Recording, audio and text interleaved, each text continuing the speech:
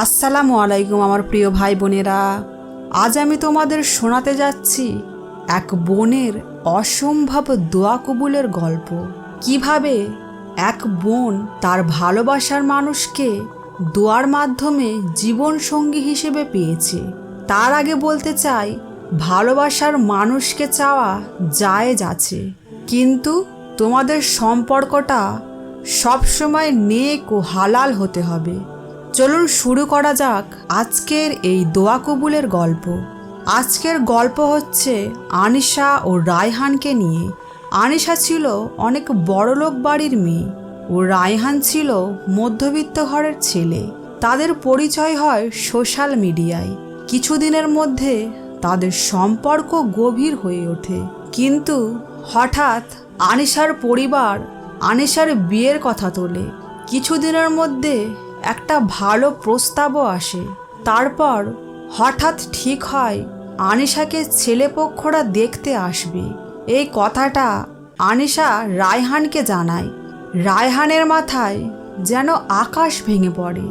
রায়হান আনিশাকে বলে তার পরিবারকে তাদের সম্পর্কের কথা বলতে, কিন্তু আনিশা তার পরিবারকে খুব ভয় পেত, তাই সে কিছুই বলতে পারল না তার পরিবারকে।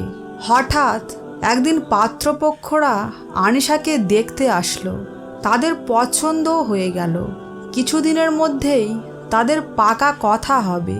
বাড়িতে সবাই খুশি, কিন্তু আনিশার চোখে পানি। তার বুকটা ফেটে যাচ্ছে।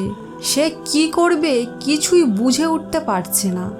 রায়হান আনিশাকে বলল, তুমি এইভাবে হেরে যাবে? একবার তোমার পরিবারকে বলেই তো দেখো। তুমি যদি আমাদের কথা একবারও না বলো, একবারও চেষ্টা না করো, তাহলে সারা জীবন তোমার মনে একটা কষ্ট থেকেই যাবে যে বাড়িতে একবারও আমাদের কথা বললাম না। রায়হান আনিশাকে বোঝাতে থাকে। আনিশা ঠিক করে তার মাকে তাদের সম্পর্কের কথা জানাবে।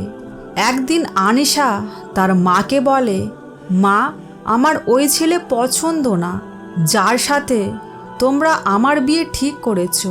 মা হঠাৎ আনিশাকে বলে, কেন, তোর কি অন্য কাউকে পছন্দ? আনিশা একটু ভয়ে ভয়ে বলে, হ্যাঁ মা। তার মা রেগে গিয়ে বলে, কি বলিস রে, তোর অন্য জায়গায় বিয়ে ঠিক হয়ে গেছে। এখন এই সব কথা তোর বাবাকে বললে সে তোকে আস্ত রাখবে না।